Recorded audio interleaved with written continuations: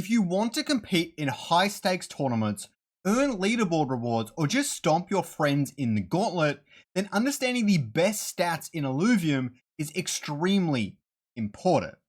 I have been in and around Illuvium for over 3 years now, and I can tell you that I'm extremely excited for the Illuvium esports scene to finally kick into gear. If you care about competitive play or even just want to earn a ton of money, then you need to listen carefully to this guide so that you aren't wasting funds and you are competing on an even playing field with all of the experienced players already in the ecosystem. And don't worry, it will not be that difficult. So, for anyone who doesn't know, every alluvial can get a 0 to 6, a 0 to 5 on 6 individual stats. They are as follows, as you can see here. You've got HP in the top left, attack speed in the top right, damage, then a mega power in the bottom right, movement speed on the bottom left here, and then resistance on the left. Okay? Now, to find an alluvial, every encounter in this game is essentially like rolling 6 dice.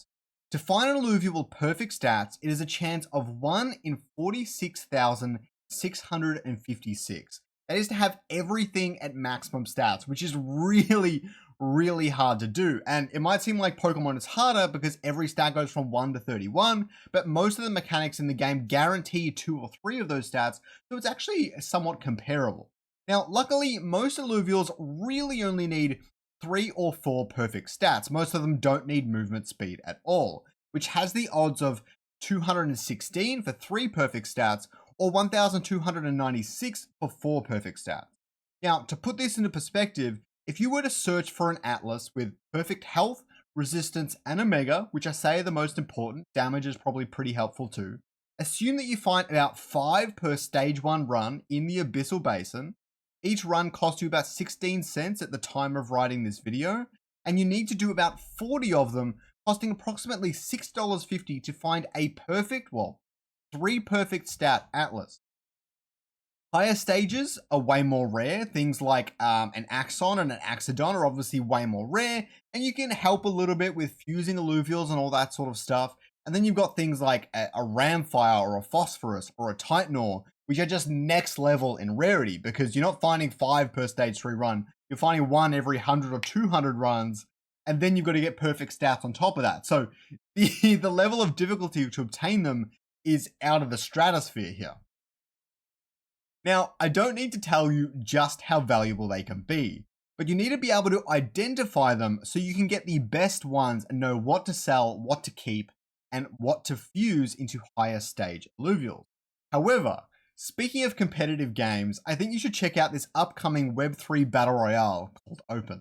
Just like Illuvium, there is another AAA game building that has me extremely excited, and up until this point, they've been building in stealth. Open is a multi-mode battle royale game coming to the PC and current generation consoles in partnership with the author of Ready Player One. It will feature IPs like the DeLorean and Reebok, with many more IPs to be confirmed in the future, and there are lots of items to collect and battles to be fought in the game. I personally love battle royales, and it is one of my favorite genres, and I cannot wait until this game comes out. Make sure to follow their X profile and watch them like a hawk. I assure you, you won't regret it. Now, every alluvial is different. I will cover the fundamentals, and then I will look at tier 4 and tier 5 alluvials to see kind of what's the best play there. As for the fundamentals, there are 5 key classes in the game that stats are really based around. I'm going to go through them one by one. I'm going to go through the T0s because that's a little bit easier to understand, especially for those who are currently playing free to play. So the Doka is a fighter. There are many fighters in the game. The Doka is the main one. And fighters tend to want to attack really quickly, hit really hard, and they don't rely on their Omega as much as a lot of other kinds of alluvials. For fighters, you might actually want to look at movement speed, but some people say a 0 movement speed is the best because you don't want them to run too fast at Gazotep and things like that, but really you generally don't need to worry about movement speed. So for a fighter, I would prioritize these 4 stats. You've got the health and resistance on the left, and attack speed and damage on the top right. Some of them might need the Omega, and we'll cover that a little bit later in the video. but that is the main thing we want to have a look at. Now, out of the health and resistance, I would prioritize health more or less, because this will benefit a little bit more in like broad scope things, where resistance kind of works well against bigger megas, but health works a little bit better about more chip damage and things hitting you a lot of times, which is a bit more the meta right now because of rogues and things like that. So in this case, I would go for the top 3 on this stat wheel here for your fighter class. Next up, we'll have a look at the Grocco, which is a bulwark. So a bulwark works a little bit differently here. We are going to focus on the defensive traits. The health and resistance on the top left there, sometimes damage depending on what it is. A flare, for example, going into Seer really does want damage and attack speed. Again, I'll cover the tier 4s and 5s a little bit later. You will find that a lot of the bulwarks, especially the links, the stoic links, will really like to favor Omega as well. In the bottom right there, the pink icon. So you're going to want health and resistance above everything else, and then going for that Omega as well most of the time. If you can get damage, attack speed less valuable, but damage, that's really helpful as well. So those 4 there, but really those 3 are your priority. Next, we're going to take a look at the empaths. These are a really interesting one because all the empaths are so different, but really they want to survive for as long as possible, because as they ramp up their hyper, they get some really nice healing buffs. So you're going to want to get them health and resistance, just like the bulwarks in the top left there. And then you're actually going to want to get Omega. A lot of them really like Omega, especially some of the really big healers in the game. Damage is probably going to help you okay, but really it doesn't matter nearly as much for these empaths. So it's those health and resistance, which is the blue and green, and then the pink there for Omega. After that, we're going to have a look at the rogues. Now, the rogues are a really interesting one because really, they're quite fragile. Even though you can get health and resistance on these, and I still recommend doing so, it doesn't matter nearly as much because they're kind of glass cannons anyways, and they're just going to die pretty quickly. But you really want to make sure they've got good damage. They've got good attack speed. So the top right 2 here, the pink and the orange icons. The Omega is important for most of them, but a lot of them use their attack damage in their Omega, so you don't need it as much. It very much is dependent on the alluvial itself, and I'll show you how to check for that right now.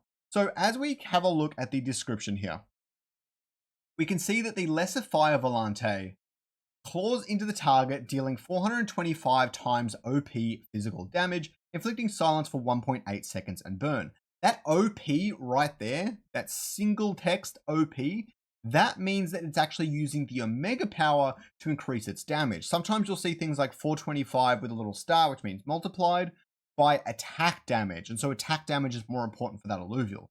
If you do not see OP mentioned anywhere in their description, you probably do not need to worry about it for their stat wheel. And so you are focusing on attack damage and attack speed. Health is really helpful here too, resistance if you can, and Omega depending if they have that mentioned in their stat wheel. So that is rogues. After that, we have the Scions. The Scions are probably the easiest of them all. Health and resistance because they're quite fragile and you really want them to survive as long as you can. But also Omega is extremely important. If you do not have a 50% or hopefully a 40% Omega, the pink icon here, then you're pretty much screwed. Get the Omega. That is the most important by far. Technically, you have a 1 in 6 shot to get a good Omega stat every single time you find a Scion. So really just go for that above all else. That is what matters the most. Okay. Now, after that, we'll talk about high tier alluvials, but just quickly, just know that I do have a Chrome extension on the market. I have a different video all about that, but basically it shows you the stats up front. This is going to be added natively to the Illuvia deck soon, so don't worry if you don't have my Chrome extension and don't want to download it. That is perfectly fine. You can see a lot of these things have zeros on all of their stats, which is very, very rare. That's actually the same rarity as max on all the stats. But you can see you can find some really cool stuff, like this Squiz has really good health, resistance, and attack speed. It needs a Mega, as we just established, since it is a Scion. But even here, this Scarabok has max health, which is pretty neat. This one here has half decent scores around the board. A 2 and Omega is not great, but it's something. We have a big Omega on this Adore, which is not bad. It doesn't need attack speed. So this would actually be like a half decent Adore to buy. Anyways, that is a really easy way to go through the market and find exactly what you are after. So the high tier alluvials, I'm going to go through these one by one. I'm going to use the Illuvia data website. And first, let's jump into,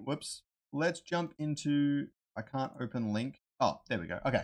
So let's have a look at Scoriox. Scoriox is an Arcanite Magma, and this goes for the entire line for all of these, right? You know what? I might actually look at the base forms because that's what you're going to be seeing the most in the overworld.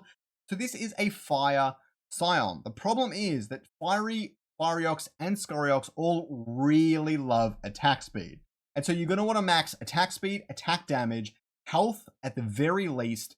You do really want a good Omega stat. That's probably, so attack, speed, damage, and Omega are all really important. And then health if you can, and resistance hopefully. So this is one of the rare cases where you really want to kind of get like the whole wheel except movement speed for Fiery.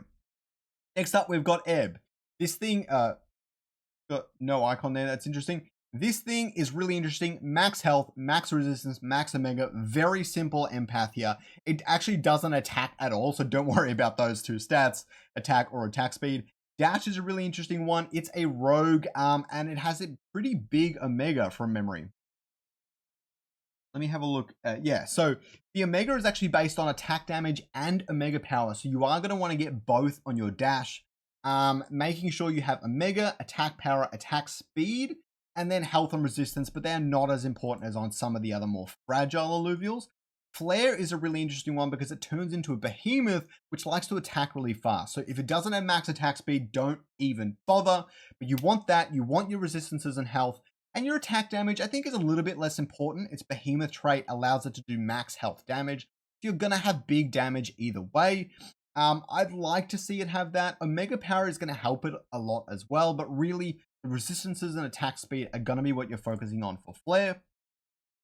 For Fern is a little bit trickier. You're definitely going to want to get a lot of Omega power on this thing. A lot of health. Resistance a little bit less important, but it does drain resistances, so it is very helpful. And it does need good attack damage and attack speed. They're not nearly as important as Omega. Make sure this thing has really good Omega power. After that, we'll move on to Martu. I don't know Martu particularly well. I would say Omega power for sure. Health and resistance. This thing is quite bulky and you really want to take advantage of that. Although, it doesn't look like it's benefiting from Omega power, which surprises me and it actually makes a lot of sense. So maybe Omega power isn't necessary for Martu. I would double check that in the official team builder and in the game. So sorry about that. So the next one we've got here is Mjol. So Mjol is just like Seer, where you want to have really get its attack speed up because it turns into a behemoth. But the other thing is you want to give it some good health and resistances as well if you can. Attack damage is way more important for this because it is a fighter. You don't really need a mega power for this one. So get your attack damages up, get your health, hopefully resistance, and you will be good to go. After that, we will move on to the tier 5 alluvials. Ramphy, very simple, max a mega power. If you don't have that, don't even bother. Get good attack damage and attack speed, really helpful, but it does need to survive for a long time. So you really want big health and resistance stats as well to get up to that Rampfire. If that Rampfire has everything maxed out except movement speed, you have got a killer in the competitive scene. If you can get your hands on that, it is going to go a long way, especially a ram fight. It's a little bit hard to get Rampfire in Gauntlet, but it happens a lot more often than you might think. So I would definitely be considering going for that Rampfire as well. The next one is Elfie. Max and mega power, health and resistance, you're pretty much good to go. Attack damage probably help okay, but it's not that big of a deal. Scarabog, health and resistance for sure. You want really big Omega power. This thing can do surprising amounts of damage with its Omega. And then attack damage is going to help you, but it's not nearly as important as some of the other things. Next up is Adore, Omega power, health, and resistance. It has surprisingly high attack damage, so boosting that is actually going to have an impact, but I wouldn't worry about it too much. Next up, we have Squids, Omega power, health, and resistance. Again, Omega power has to be maxed or don't even bother. Its attack damage and attack speed don't matter nearly as much here, but if you can get like attack damage, I would still go for that. But health, Omega power for sure, resistance hopefully, and then you go from there. And Foe is another one of those ones, just like Scoriox, where you want basically the whole wheel except movement speed. Even in this case, I would say get the movement speed. He moves quick already. Boosting that so that he always gets to his target as quickly as possible would actually be pretty helpful. Obviously, getting all 6 stats on like a Phosphorus would be really difficult, but Phosphorus, because of the way its kit is, I don't think they can ever nerf it enough to take it out of the meta. They did a bit with Bloom, but it's just so good in Gauntlet, it's not even funny. Get this thing with good attack damage, good attack speed, and you are absolutely set. Now, the last thing I'll leave you off on is this. To remain competitive, you need to manage a few fundamental things. Acquire at least one Stage 1 and Stage 2 alluvial with the desired traits of every alluvial, every Stage 1 and Stage 2. Now, you don't have to be crazy with it, right? Like, even a 30% in some of the stats I mentioned, perfectly fine. It's going to get you by. The higher you get them, the better, especially for the really big staples, especially a lot of the rogues right now in this current meta, is going to make a big difference. After that, you want to find your favorite team, what you like playing the most, what you had the most luck with, what might be in the meta at the time, and acquire at least one Stage 3 it requires with really good stats, level, and so on. This might look like an Arcalion for Verdant, because you need the Stage 3 of Arcalion for it. You don't need the Null. A Seer and Jotun for Behemoth. You're going to kind of want both of them. But when weapons come in, maybe not. Riplance and Exalted Monkia for Berserkers. A little bit easier. They're tier 1 and tier 3. And then a Ramfire for Inferno. If you love going for that Inferno play, get your Ramfire or a Ram fight at the very least with really good stats. Whatever it is, focus on the one core piece. It's crucial to being competitively viable. Now, if you love guides like these and want to master Illuvium quickly, then don't forget to subscribe. To show your support, please use my referral Scoriox, SCORIOX, Scoriox, on your Illuvidex profile. And if you want to learn more about the Illuvium Gauntlet, check out this beginner's guide up next. Have a good one, guys.